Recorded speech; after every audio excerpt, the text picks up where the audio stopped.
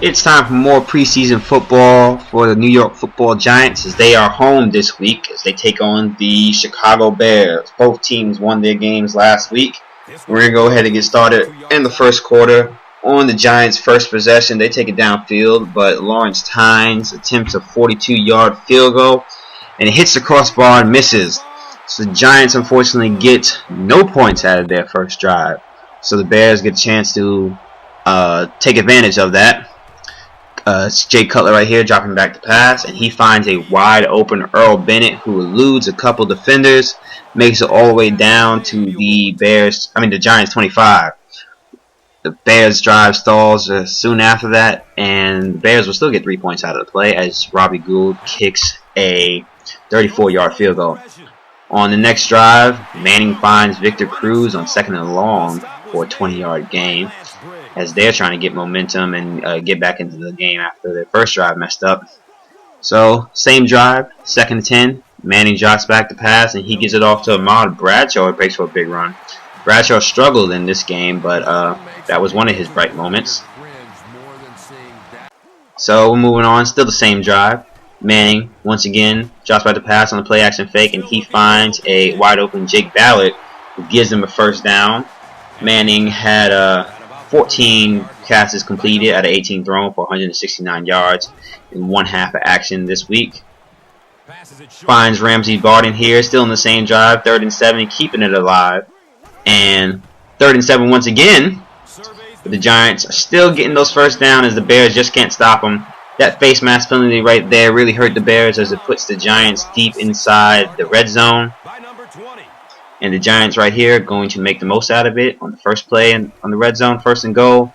Play action fake. Manning finds Henry Hynoski, who spins off the defender and scores a touchdown, giving the Giants the 7-3 lead. As you can see, the defender did have a chance to make that tackle, but Hynoski's just too big of a guy for him to be tackled that easily. It's now up 7-3 in the second quarter. Manning with another play action fake. He finds Jake Ballard once again wide open for a huge gain right there. Jake Ballard had 2 catches for 39 yards in the game, that being the biggest one right there. Still on the same drive, 2nd and 15. The Bears finally wake up as they get a sack from the defensive line, getting off the offensive line very, very quickly and getting the sack. So the Giants get nothing out of that drive, and the Bears look to use their momentum. Cutler dropping back to pass. He's back there for a while, and he finds Roy Williams, who makes a great grab over Aaron Ross and speeds his way all the way downfield, making a few guys miss and making another guy wish he hadn't tried to tackle him in that manner.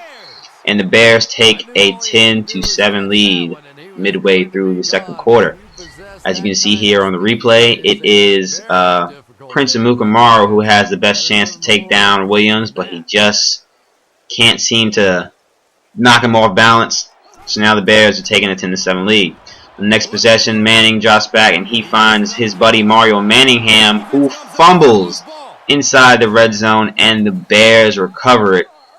Turnovers were going to be a big issue today for the Giants, who turned it over 4 times in the game, compared to Chicago, who never turned it over at all. Those turnovers were a really big reason why the Bears were able to stay in the game and get the momentum that they had. Late in the second quarter, it's Matt Forte making off for a big run. Forte had a pretty quiet game, only 5 carries, but he ran for 40 yards in the game. So, as you can see, the running game was really, really tough for the Giants to stop. The drive stalls for the Bears, but they still get another 3 points out of it as Robbie Gould hits a field goal from 28 yards out. So, on the next possession, late in the first quarter, Eli Manning right there throws the interception, trying to force a pass down the middle, but it's Brian Urlacher grabbing the interception and keeping the momentum on the Bears side. With a little bit under a minute left in the first half, it's Jay Cutler once again dropping back to pass, and who does he find?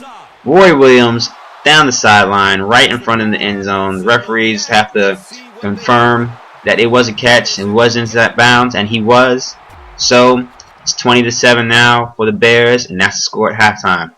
Second half, with all the reserves coming in, it's Darrell Scott breaking off for a huge run. Darrell Scott is the rookie out of Maryland trying to make his way into the roster and giving the Giants the ball deep inside Bears territory, almost at the, it looks like the 7, yes, down at the 7. So Darrell Scott would have got a touchdown, which really helped his chances of making the roster through his stats. But there's a holding penalty on the play, which is going to back the Giants up about 10 or so yards to the 13. But it doesn't matter, because on that next play, David Carr drops back to pass, and he finds a wide open Ramses Barden for the touchdown, cutting the lead to 20-14. Ramses Barden had 4 catches today for 63 yards, and that touchdown there from Carr really gave the momentum back to the Giants. Now we're almost under 5 minutes left in the third quarter.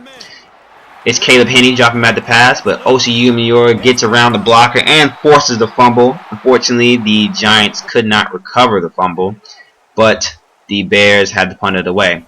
And on that first play off the punt, it's DJ Ware, yet another one of these Giants running backs who are going to look to make a name for themselves this season. And he brushes off a tackle right inside the 2-yard line, and he gets a touchdown from 50 yards out, giving the Giants a 21-20 lead. DJ Ware had 8 carries for 99 yards, and that touchdown right there. So now, just as the third quarter is about to end, it's Osi Umenyiora one more time with his 3rd sack of the game. Not sure what he's still doing out there in the third quarter, but apparently Caleb Henney is wondering the same thing as he picks himself up off the floor. So the Giants take a 21-20 lead into the fourth quarter, and the fourth quarter starts the same way the third quarter ended, as Jason Pierre-Paul almost gets the sack. Haney dodges that one, but it's Rocky Bernard making the sack, and it's number 4 on the game for the Giants defensive line. They did a pretty good job of pressuring the quarterback, and Giants get the ball back.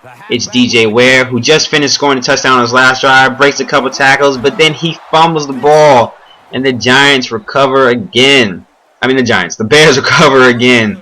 Problem right now for the Giants. You could blame it on the rain, but those running backs, they really need to hold on to the ball, and the receivers for that matter.